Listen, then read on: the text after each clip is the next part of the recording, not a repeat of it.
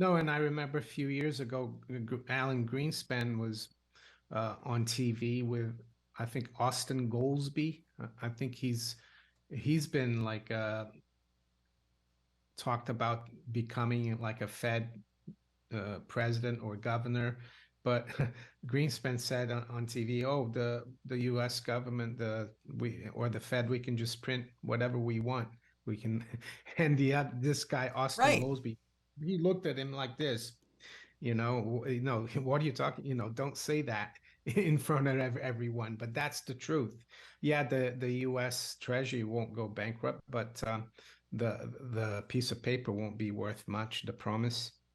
It's a fact. And here in the US, we just got another CPI reading, which for whatever that's worth, because I don't trust any of these numbers, but it's proving to be stickier than they anticipated.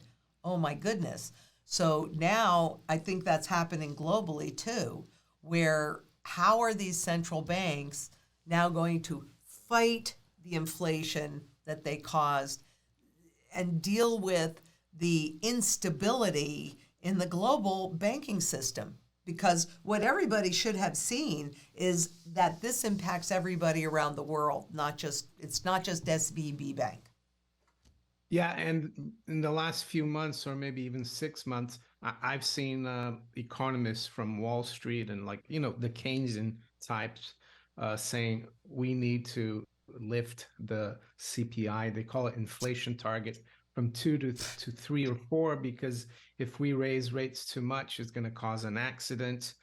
And I don't know if you heard of Chris Whalen. I think he worked for the New York Fed, but he's like a respected bank analyst. And over the weekend, he was being interviewed by Blockchain Blockworks Macro, quite a good YouTube channel.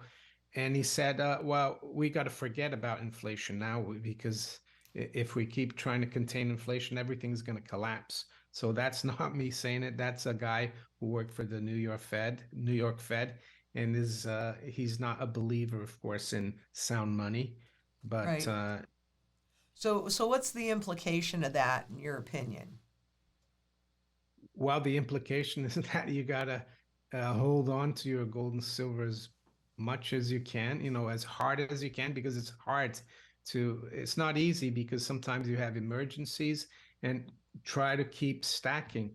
Be, and because there could be also a trigger of faith and confidence. It could be Right. overnight. Like Yes.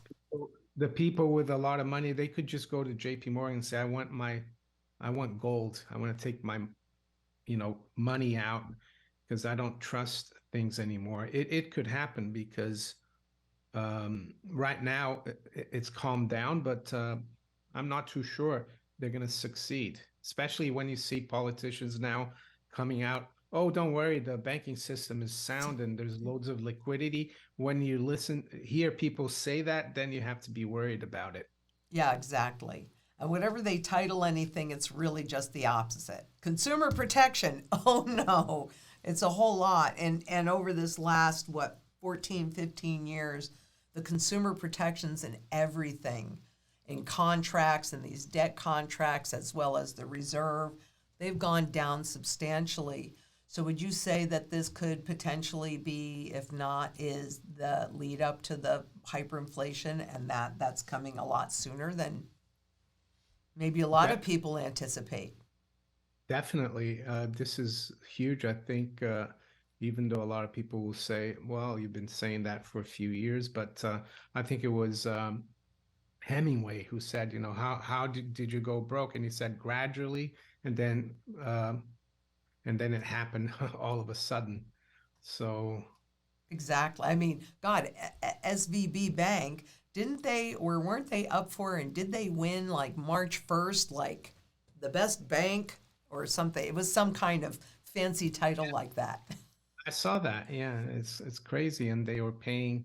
Well, I think the bonuses they paid the day before. I mean, the morning or afternoon before they went bust. That was nefarious, because I think they knew they're gonna go bust, and they gave themselves bonuses. But yeah, I saw something that they were being considered for a prize a couple of weeks or a week before they collapsed. So Exactly. uh, it's just a very fickle system based on, as John Exter said, "I owe you nothings."